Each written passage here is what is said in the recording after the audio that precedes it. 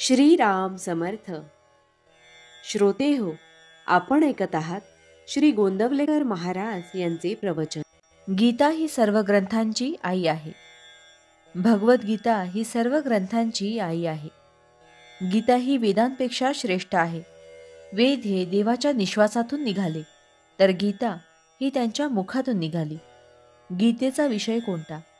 गीतेचा विषय म्हणजे मोहाचा नाश करण्याचे तत्वदृष्ट्या आणि साधनदृष्ट्या विवेचन हा होय. गीतेची सुरुवात म्हणजे अर्जुनाला मोह झाला. याचा अर्थ असा की त्याला कर्तेपणाच्या अभिमानाने असमाधान उत्पन्न झाले आणि त्यामुळे काय करावे आणि काय न करावे याची शंका त्याला उत्पन्न झाली. गीतेचा शेवट म्हणजे अर्जुनाचा मोह नाश पावला. याचा अर्थ असा की कर्ता परमात्मा आहे हे निश्चित झाल्यामुळे जीवाच्या कर्माचे सुखदुःख संपले. खरोखर गीतेचे रहस्य सांगावे ज्ञानेश्वर महाराजांनीच. भारतीय युद्धामध्ये परमात्मा पितांबर नेसून अर्जुनाच्या रथावर बसून रणांगणावर अर्जुनाला गीता सांगते झाले. पुढे हजारो वर्षांनी भगवंत कपडे बदलून आले आणि त्यांनी ज्ञानेश्वरी सांगितली. ज्ञानेश्वरी ही भगवंताची वाणी होय. त्यात सांगितल्याप्रमाणे आपण आचरण करावे. मी मागे आहे, तू पुढे चल, हेच भगवंतांनी आपणा सर्वांना सांगितले आहे. एखादी उपवर झालेली मुलगी जर आपल्या मैत्रिणीच्या लग्नाला गेली तर तो समारंभ पाहून तिच्या मनामध्ये स्वतःच्या लग्नाचे आणि त्यातल्या सोहळ्याचे विचार येते. त्याचप्रमाणे आपण पोथी ऐकत असताना त्यामध्ये वर्णन केलेल्या अवस्था आपल्याला कशा येतील याचा विचार करावा. आत्मनिवेदन म्हणजे मी कोण आहे हे कळणे होय.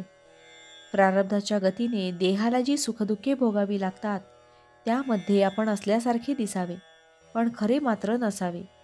अशिलाचा खटला स्वतःचाच आहे असे समजून वकील कोर्टामध्ये भांडतो, पण खटल्याचा निकाल कसाही लागला तरी त्याचे सुखदुःख मानित नाही. वरून मात्र अशिलाजवळ दुःख दाखवतो. अगदी असाच व्यवहार मी करतो. व्यवहार सत्य मानणाऱ्या लोकात वावरायचे असेल तर बाहेरून त्यांच्यासारखे वागणे जरूर आहे. असे वागत असताना आपले भगवंताचे अनुसंधान चुकू न दिले की व्यवहार हा खेळ बनतो. कधी हार तर कधी जीत.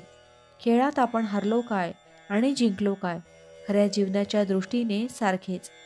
तरी खेळ खेळताना मात्र तो जिंकण्याचा चांगला प्रयत्न करावा. भगवंताचे नाम घेतले की ही युक्ती आपोआप साधते.